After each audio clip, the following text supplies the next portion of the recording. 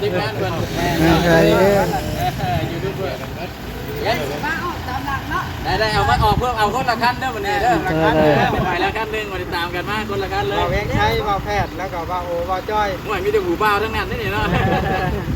ขอบใจได้ไร หาเงินผ่อนเกิบแล้วก็เนาะผ่อนเกิบจบก่อนเลย อยากไปโพสต์ลงเนาะ ขอบใจเด้อเด้อฝากติดตามเบาโอลิแน่เด้อพี่น้องเบิดสุปูสุคนดีแต่พี่น้องมากับหมู่คู่หลายคนมานี่มาลุย ดีนะโยมโอ้ยเสียงมันกันเน้นเลยเนาะ กึ้นเนาะมันกึ้นตัวเวียงว่ามันกึ้น โอ้ถ้าเจอมาจิถ่ายหูมานี่ยืนข้างๆกัน ว่าท่าทาย ถ่ายรถนะ ท่าย อย่าบังป้ายเด้อเถื่อคนอยากแทงหวยเนาะ จะของหันเป็นมามอบไปเด้อยืนเฮี้ยงกัน แล้วหรือว่าดีนะสัญญายัง ได้ละจะโตเข้าไปเซ็นไปโป้ให้ ได้หรือว่านี่ ยังจะแค่แห้งไว้จะนี่ ได้ให้เพิ่นท่ากด ตรวจสอบก่อน ของรถก่อน ไปเบาลิเจ้าเคยแปลว่าผู้นั่นนี่เอ้า ขึ้นแท้ ขึ้นเพลง เคยได้ครับเป็นแท้ จัดออกมาได้ผู้แพทย์กันอ่ะ จัด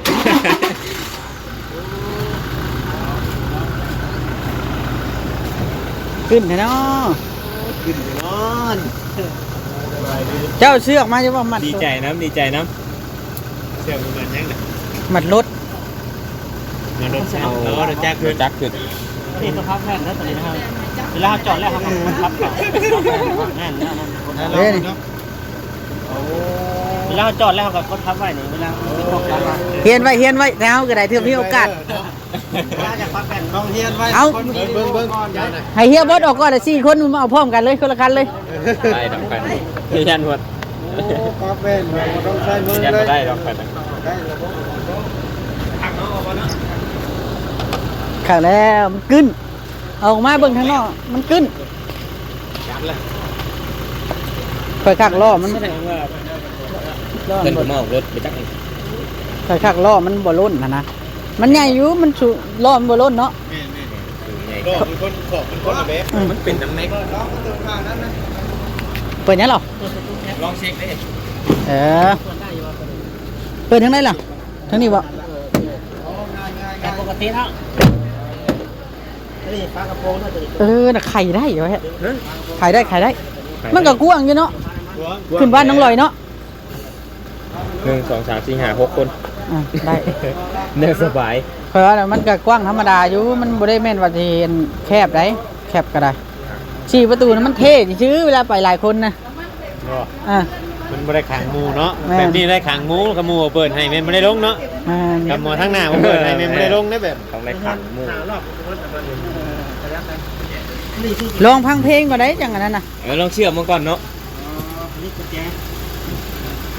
การตัวนี้ก่อนหรอวะหรือตัวไหนวะ อัดตัวนี้ก่อนบอลิ นั่นหรอ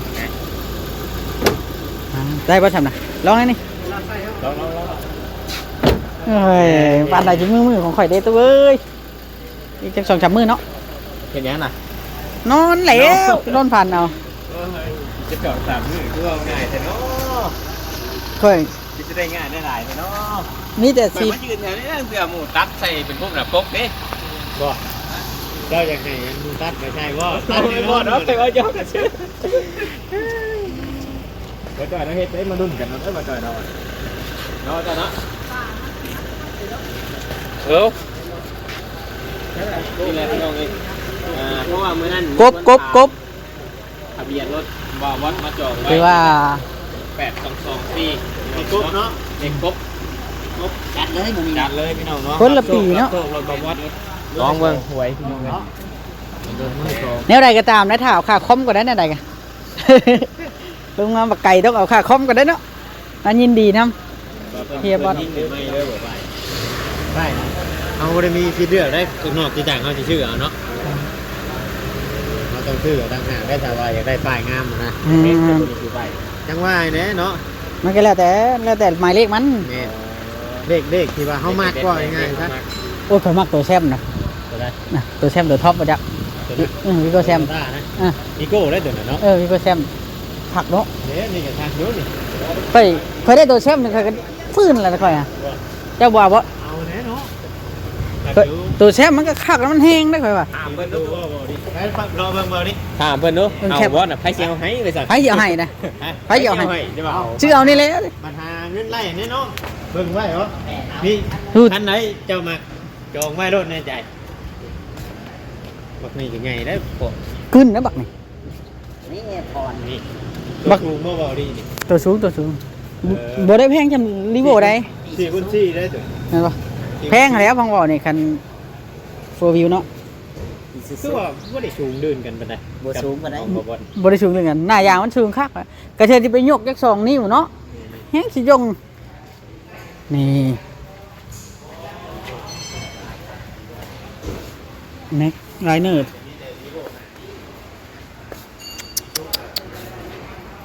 โอ้เด้อตัวเวียงมาเบิ่งตัวนี้นี่บักดำคือทึดแท้นี่ตัวสูงนี่นี่ สีดำ ตัวสูงหรือตัวต่ ไม่ยังเดือดมุก ำตัวต่ำคือกันบ่ ตัวสูงอันนี้อันเหยียบนี่มันตัวสูงบัด แม่นบ่ตัวมันก็ใส่ให้ถือว่าละตัวสูงเนาะโอ้เด้อบักดำมันหุยแค่วิโก้แซมเคยข้าววิโก้แซมนี่ราคามันก็บ่แรงสำลีโว หลายคันอยู่บ่บ่นี่สีขาวคันเดียวมาใหม่บ่ สีขาวคันเดียวได้อยู่พุ่นกระสอง เออ เนาะ มีแต่สีขาว ตอนทำมา มีแต่สีขาวได้หลายกว่าหมด แม่น สีรถตลาด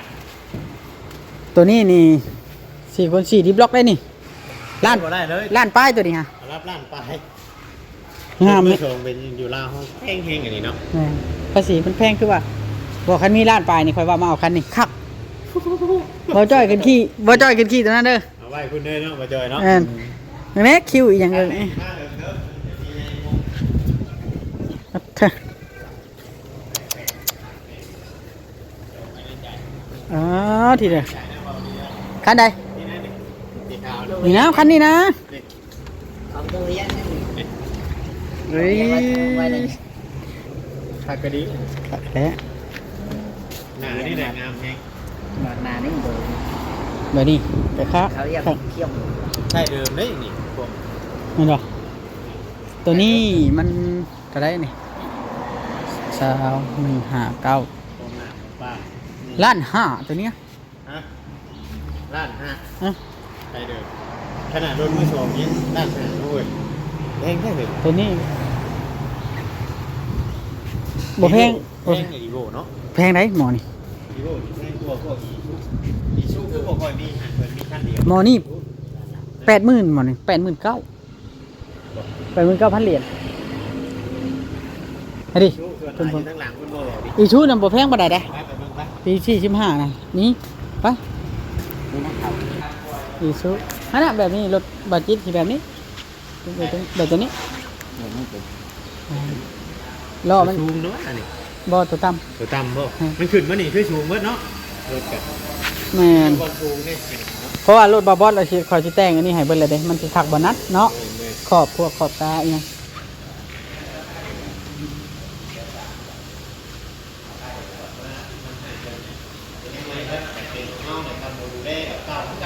แม่นไปเบิ่งเฮียบัดไป นี่เป็นยังไง นี่สุด BMW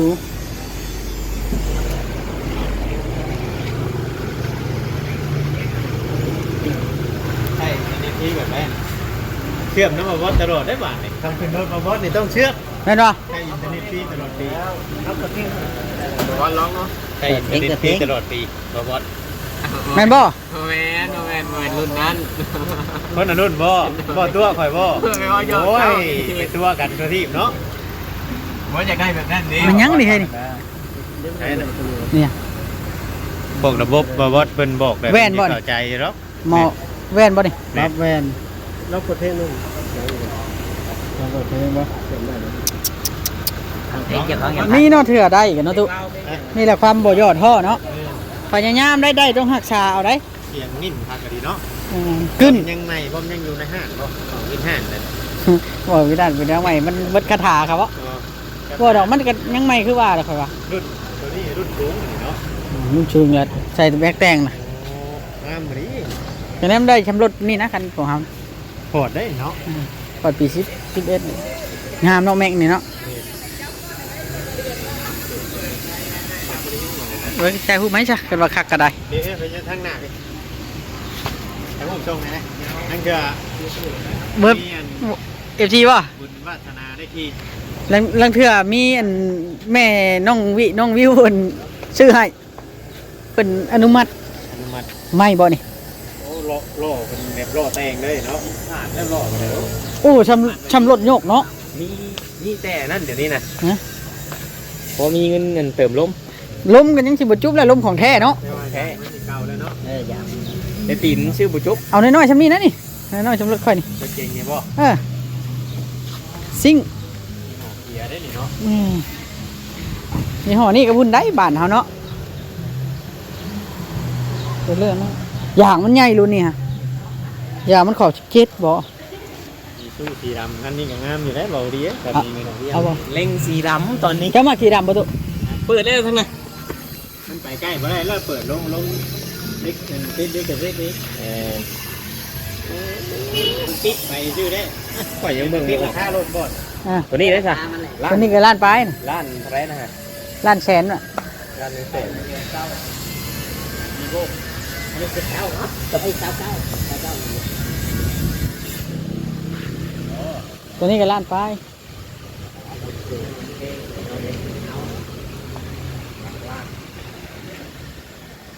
ตัวนั้นน่ะ49,000ตัว49,900 ตัวนี้ปะ อ่ะ โอ้ยโจมเขาเป็นคน มือสองก็แต่งเอารถมาแล้วกันได้ไปนะก็ทำไปเชื่อมที่ปลายเท้านะพอจอยขี่ทั้งหลังเนาะ เครื่องพุ่นก็ได้นะน้องบ่เจอเนาะ บ่มีตกหลักขนาดน่ะวันนี้ทั้งไฟอยู่เทึงน่ะมันไฟอัน LED เคย ไว้เยืองเด้เวลาเขาป่าเด้ตู้ โอ้ยรถงามไปที่ไปเอามันก็หมุนป้าเนาะ บ่ลุย ได้เลยแบบ ลุยแล้วนะ บ่ลุยป่า ลุยแล้วนะ บ่มีวาสนาแล้วบ่แพ้ได้เฮาเนาะวาสนาได้เบิ่งก็พอแล้ว เล็บเบิ่งเก่าแล้วเราดี ซบจืดบ่ล่ะบ่จ้อยไปฮับก็อยู่ปานหน้าชายพุ่น เห็นปะ ให้เพิ่นเอา ปล่อยว่าขา เพิ่นเอาออกมานี่แล้วก็จังสิครับ ขาบ่เวียงไทยเด้อว่าซั่นนะเราสิไปรับเบาลิ สีนี่มันต่างกันนะมันสีมันความแท้ความ แท้ครับ สีมันด้านบ่ตุ แม่นปีไปอย่างนี้ เฮ็ดใหม่ว่ากี่เลย เท่าแล้ว เนาะ ก็มันหลดปีนี้มันก็ต้องได้เก็บอยู่แล้วเนาะ ไปไง นะพี่น้องเนาะเดี๋ยวสิครับรถมาแวะเชโน่เข้าไป เอาเบิดเนาะเนาะ อย่าไปอย่าไป เอาพอนี่ พอดอุลูดแล้ว ขึ้นแบบว่าทำโมมี่โกจอกล้องมายันเป็นรุ่นธรรมดาบ่ ขอกล้องแต่งใช่ เต่งแกคูคันบ่ จะปีตั้มไปนั้นน่ะต้องแต่งใจผู้คัน นี่สีเมนปีตั้มนี่เนาะ โมมี่พวกโมมี่จอกล้อง มันต้องได้ใช่ ว่าสมตาถ่ายตายังมันกับยังมันเป็นปีตั้มอยู่เนาะ ตัวนั้นแหละ ปีใหม่ แต่ มัน ง ดีถ่ายมันก็ เขาโอ้เขาแต่งละเอียดลีรถคันน่ะนะโบนี่ที่ก็แซมไปคักได้น่ะที่ดี เชียร์ดีส สปอร์ตเบียร์โซเชียลค่ะ หมอไปปัจจุบันนี้มันคือเป็นแล้วเบิ่แล้วคือเบิ่เลยหมอไปแม่นคันว่าอยากป่วยอยากขึ้นกับแบบว่าอาทิตย์10 นาที2 นาทีได้อยู่ได้เท้าสิไปเปิดเพลงครั้งแบบเป็นชั่วโมงรับแล้วรับเลยเพราะว่าหมอไปก็ให้เป็นรถมื้อนึงแต่บ่ได้ทำประกันแล้วก็จะนั้นเป็นแบบการรักษาการใส่รองเท้าไปยามใส่นี่เป็นวิธี ห้องน้ำบ่ต้องนะไปเหนียวกัน หมอน้ำเลย ห้องน้ำบ่โอ้โอ้ ยี่ออสได้ประมาณบอก แคมมารีบ่คักเอาเป็นเท่าไรนี่ไอ้เป็นห้างปีใดนี่คักอยู่ดอกโตโยต้า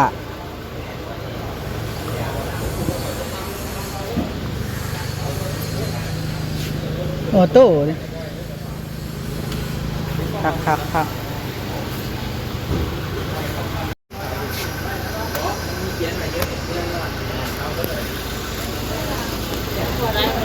เดียวไปแล้ว เดี๋ยวมันอันคิดเนาะ มันยัง ชื่อเอาเนี่ยดอกถ้าพวกเข้าใจจะได้กับทุกหาเลยตลอดเดี๋ยวไปอยู่ใน น้ำมันยังตัวนี้ไอ้น่ะ น้ำยาหมอน้ำตัวนั้น หมอน้ำเนาะ แม่ตัวนี้ power เดี๋ยวนี่คลิปถ่ายไว้เรียบร้อยกลับไปเบิ่งคลิปก็ได้แต่อันนี้น้ำมันเบรกอันนี้บอลเปลี่ยนน้ำมันเครื่องเอาเสียคาน้ำมันเครื่องนี่หนีได้นี่เก็บขึ้นมาถามว่า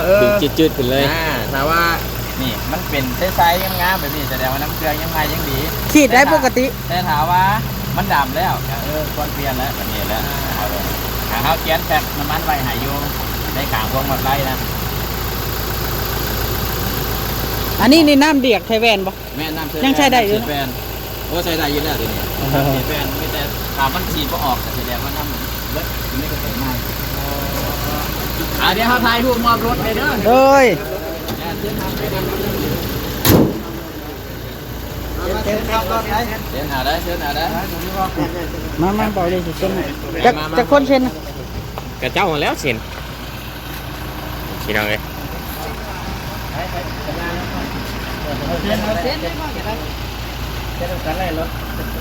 น้ำปูน้ำกันเลย เขาเข้าไปเซ็นแล้วอ้าวบ่ได้ไป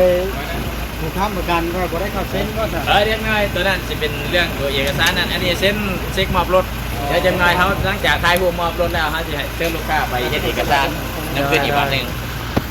เดี๋ยวถ่ายรูปมอบรถดีเด้อ ไป มันดีได้หมดนี่นะไปคำนึงเลยนะไม่ได้บอกกันบอกประกอบมันงามเนาะ แล้วตัวงามแล้วทำหนึ่งแล้วมัน งามมันงามคุณเนาะ ง่ายมั้ย เจ๊ใหญ่ อยากเห็นแบบนี้แหละ ไปจับก้อนแล้วก็เจ๊ใหญ่กินนี่นะ เจ้าได้ จับก้อนแล้ว ได้แล้ว ได้แล้วโอ้ยยังใช้ถ่ายก่อนกินนี่ เอาคนหนาคนเจ้าก็มาจับอีกคนหนาครับเปลี่ยนจับเปลี่ยนกัน ไปจัดมันยืนคนละข้างวะ มาแล้ว เนาะกูจะเอาเป็นข้างนึง ราคาเขาเป็นเงินราคา ใช่ชุ่มกันใช่เอาชุ่มอยู่กันเดี๋ยวมันนี่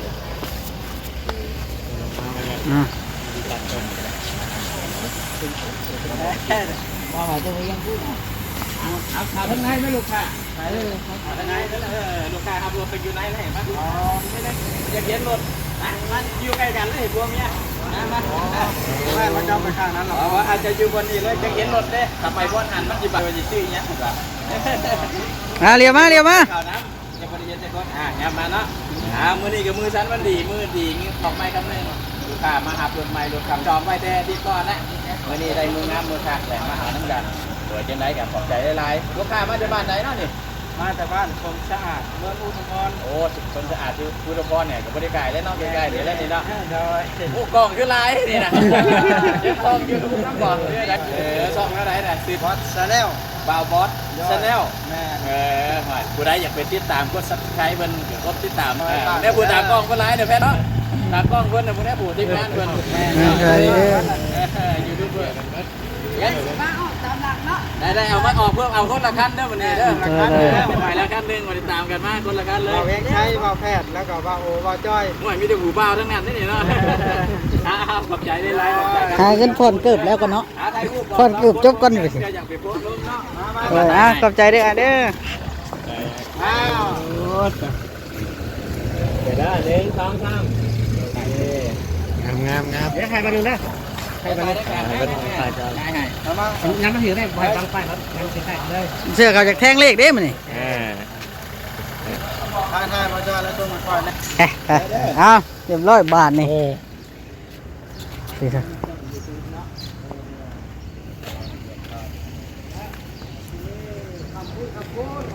ไฟแนนซ์ว่าเลยสวรรค์ออดิโอ